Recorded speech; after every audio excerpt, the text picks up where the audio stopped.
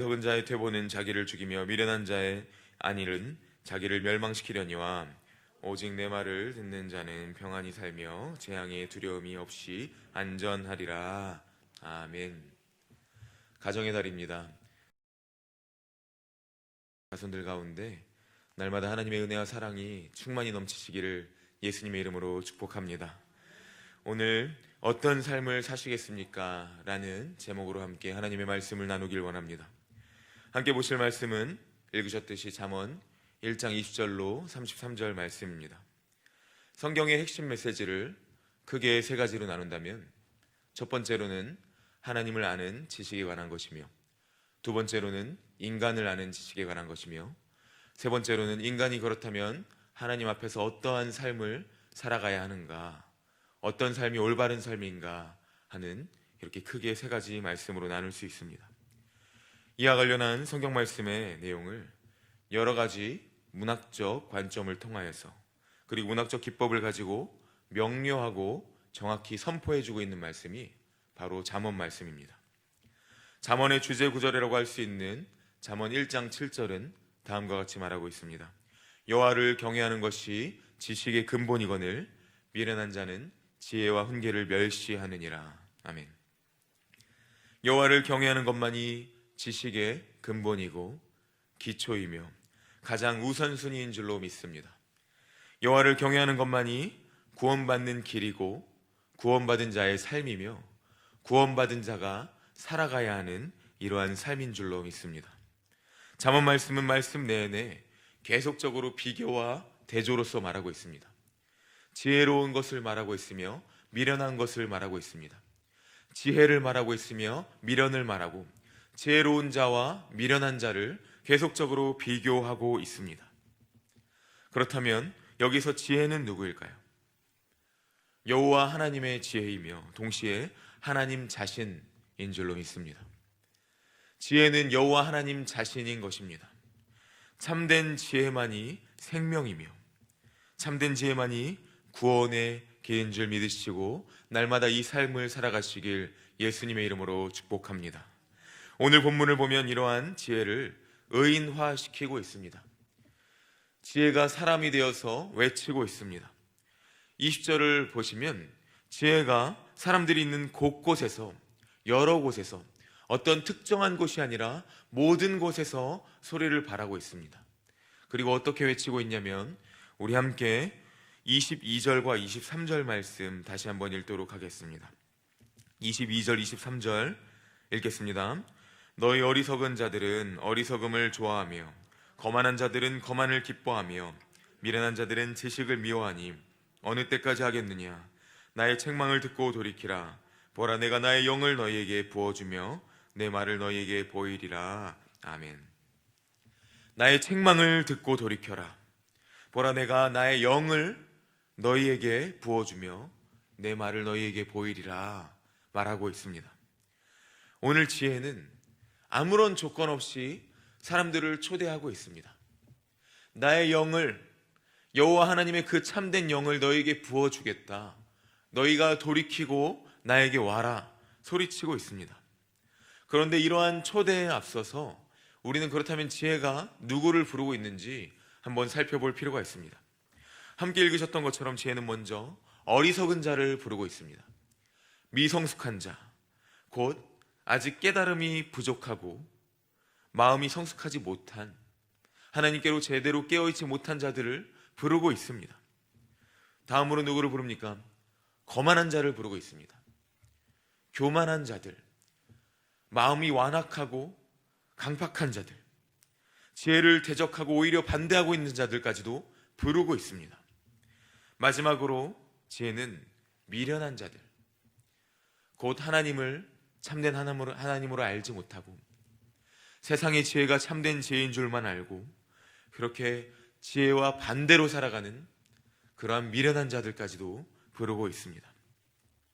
모든 죄악 가운데 거하고 있으며 눈먼 미련한 자들까지도 오늘 지혜는 부르고 초대하고 있는 것입니다. 이렇듯 어리석고 거만하며 미련한 사람들을 지혜는 부르고 있습니다.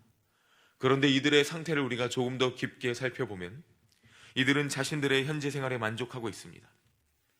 오늘 말씀을 보니 22절에 보니까 좋아하고 기뻐하며 그 상태에 굉장히 흡족하고 있다 말하고 있습니다. 마치 주일 예배를 드리지도 않고 주일 예배를 드리지 않고 주일 성수를 지키지 않는데도 주일을 굉장히 흡족하게 보내고 있는 많은 사람들이 있습니다. 살아계신 하나님이 분명히 있음에도 불구하고 스스로 하나님이 없다 하며 하나님이 없어도 괜찮은 삶처럼 살아가는 많은 사람들이 있습니다. 하나님이 없이 살아도 내 삶에 전혀 지장이 없다는 듯이 그렇게 사는 사람들처럼 그들은 자신들의 그러한 상태를 아주 흡족하게 하고 아주 흡족히 살아가고 있으며 만족한 삶으로 나아가고 있습니다. 우리가 잠언을 통해 깨달을 수 있는 것은 과연 어떠한 삶이 참된 지혜자의 삶이냐 이것입니다.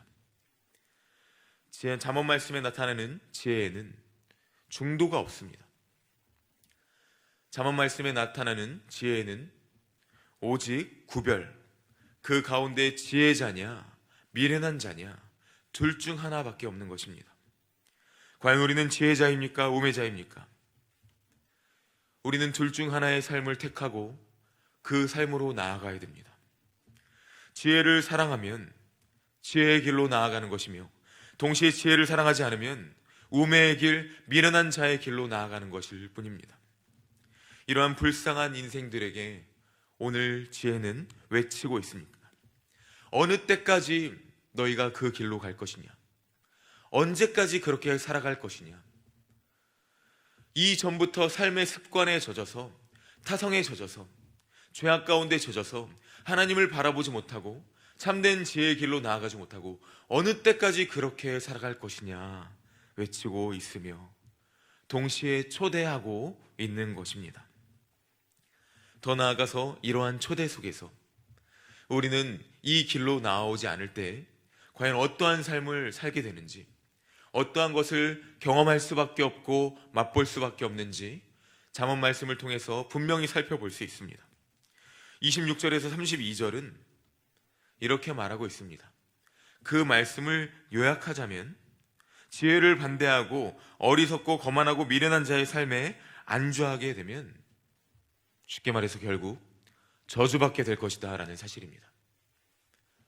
저주 안에 거할 수밖에 없고 결국 저주받는 삶, 멸망의 삶으로 갈 수밖에 없다, 멸망을 받을 것이다 라고 지혜는 외치고 있습니다. 돌이키려고 해도 때는 이미 늦었으며 이러한 고통은 분명히 올 것이다, 그때에는 내가 너희를 돌아보지 않겠다 선포하고 있습니다. 어떻게 본다면 매우 냉혹하고 냉철하며 심지어 무섭고 두렵고 떨리기까지 합니다. 성경 말씀을 볼 때 우리는 이러한 저주를 어떻게 생각해야 될까요? 이러한 저주에 대해서 우리가 어떻게 받아들여야 될까요? 어떤 성지순례 방송을 보니 모세가 축복을 선포한 그리심산은 관광지로 아주 유명합니다. 이스라엘의 관광지로서 아주 유명합니다. 관광객들도 넘쳐나고요, 북적이고요, 사진 찍는 사람들, 그리고 길도 아주 잘 돼 있습니다. 그런데 반대로 모세가 저주를 선포했던 에발산에 가보니 관광객은 한 명도 찾아볼 수 없었습니다. 심지어 길도 포장되어 있지 않고요, 비포장도로이고요, 그리고 더 나아가서 심지어 내비게이션에 길도 안 떴습니다. 사람들은 이처럼 저주라는 단어 자체를 힘들어하고 싫어하고 무서워하고 가까이 가는 것조차 싫어합니다. 당연한 것입니다. 우리는 이처럼 저주를 거부합니다. 저주는 당연히 두려운 것이며 우리가 멀리할 수밖에 없는 것입니다. 그러나 우리는 또한 말씀을 통해 명확히 깨달아야 됩니다. 우리가 이러한 저주를 분명히 알고 깨달음으로써 그것을 통하여서 우리는 생명의 길로 더욱더 적극적으로 나아갈 수 있다는 사실입니다. 저주를 피하기만 하는 것이 아니라, 말씀에 나온 이 저주를 멀리하는 것만이 아니라 이 저주를 통하여서 우리는 더욱더 생명으로 나아갈 수 있으며 더욱더 참된 지혜로 나아갈 수 있고 우리의 생명 대신 예수 그리스도께로 나아갈 수 있다는 사실입니다. 그러므로 하나님께서는 이스라엘 백성들이 온전한 하나님의 백성으로 서게 하시도록 에발산의 저주를 선포하셨습니다. 그것을 선포하시면서 그의 백성이 절대로 우상의 길로 나아가지 않게 하셨고, 절대 하나님을 뒤로하는 길로 살지 않도록 그 저주를 선포하셨습니다. 예수님께서는 어떠십니까? 이 저주를 몸소 사셨습니다. 이 십자가의 저주에 직접 달리셨으며 그 저주 가운데 죽으시고 부활하심으로 말미암아 그 모든 죄악을 이기신 승리의 주가 되셨습니다. 그러므로 예수 그리스도를 믿는 자마다 더 이상 저주 아래 있는 것이 아니며 이제는 생명의 길로 나아가실 수 있도록 예수님께서 모든 저주를 깨뜨리시고 승리하신 승리의 주가 되셨습니다. 그러므로 우리는 더 이상 저주를 나와는 상관없는 일, 나와는 전혀 다른 일이 아니라 말씀을 통해서 저주를 깨닫고 이제는 내가 이러한 저주가 있으니 예수 그리스도를 믿는 자처럼 지혜자의 삶처럼 저주로 향하는 것이 아니라, 저주의 길로 나아가는 것이 아니라 오직 지혜의 길, 생명의 길로 나아가야 하는구나, 이러한 깨달음을 얻으며 나아가야 됩니다. 이러한 지혜의 깨달음을 얻고 날마다 이 삶으로 나아가시는 모든 성도님들 되시기를 예수님의 이름으로 축복합니다. 사랑하는 성도님들, 불순종의 결과는 죽음뿐입니다. 저주뿐이고 멸망뿐입니다. 그래서 오늘 말씀은 이러한 저주를 외치고 있는 것입니다. 그러나 순종의 결과는 어떻습니까? 안전하고 영원한 생명인 줄로 믿습니다. 이제 우리 앞에 이러한 삶이 놓여 있습니다. 하나는 지혜자의 삶이고 하나는 미련한 자의 삶입니다. 어떤 삶을 사시겠습니까? 중간은 없습니다. 우리는 미련한 길에서 돌이켜야 됩니다.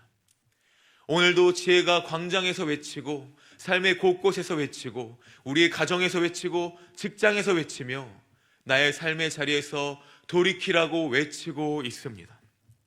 오직 지혜로 나아가시는 예수 그리스도를 택하시고 예수 그리스도를 따라 사는 삶을 사시는 사랑하는 모든 성도님들 되시기를 예수님의 이름으로 축복합니다. 그러나 현실을 보면 그 길은 좁습니다. 험합니다. 나의 길을, 이 길을 가는 가운데 나의 것들을 잃을 수도 있고요. 이미 이러한 삶을 사시다가 잃은 분들 계시고요. 세상을 등질 수 있으며 매우 어렵습니다. 매우 험하고 매우 좁습니다. 그러나 이 길이 진리이며 생명이기에 우리는 오늘도 지혜가 부르는 이 길로 나아가야 됩니다. 마지막으로 33절 말씀 읽고 말씀을 마치도록 하겠습니다. 33절 말씀 함께 읽겠습니다. 오직 내 말을 듣는 자는 평안히 살며 재앙의 두려움이 없이 안전하리라. 아멘. 이 말씀 기억하시면서 오늘 하루도 참된 지혜로 나아가시며 날마다 재앙의 두려움 없이 안전함 가운데 거하시고 이 평안함 가운데 살아가시는 사랑하는 모든 성도님들의 삶 되시기를, 가정 되시기를 예수님의 이름으로 축복합니다. 아멘. 기도하겠습니다. 사랑의 하나님, 날마다 성도로 하여금 이 참된 지혜로 나아올 수 있도록 우리를 불러주심에 감사드립니다. 우리를 부르신 분이 하나님이시오, 우리에게 새 영을 부어주신 분이 하나님이시오, 날마다 성령으로 이 지혜의 삶을 살게 하시는 분이 우리 주 하나님이신 줄로 믿습니다. 그러므로 우리가 이제는 더 이상 미련한 길로 가지 않게 하여 주시옵소서. 날마다 참된 길, 진리의 길, 생명의 길, 예수 그리스도의 길로 우리의 삶이 나아갈 수 있도록 성령께서 오늘 하루의 삶도, 우리의 평생의 삶도 지켜주시고 보호하여 주시고 인도하여 주시옵소서. 예수께서 가신 그 길로 나아가길 원합니다. 생명의 길로 나아가길 원합니다. 오늘 하루를 살아갈 때 하나님, 그 길이 좁을 수도 있습니다. 어렵고 험할 수도 있습니다. 그러나 이 길이 생명의 길이기에 우리는 오늘도 이 생명의 길로 나아갑니다. 성령께서 역사하여 주시고 지켜주시고 인도하여 주시고 보호하여 주시옵소서. 오직 내 말을 듣는 자는 평안히 살며 재앙의 두려움이 없이 안전하리라 하신 말씀 기억하며 오늘 하루를 살 수 있도록 성령께서 붙들어 주시옵소서. 우리 시간 함께 기도의 제목 가지고 나아가도록 하겠습니다. 오늘 들으신 말씀 통하여서 하나님 인도하여 주시고 이 길로 나아가게 해주시옵소서 기도하시고, 또한 가지고 나오신 기도의 제목 가지고 시간 주님의 이름 한번 부르고 함께 기도하도록 하겠습니다. 주여, 주여 아버지 하나님이 와여 주시옵소서. 주여 아버지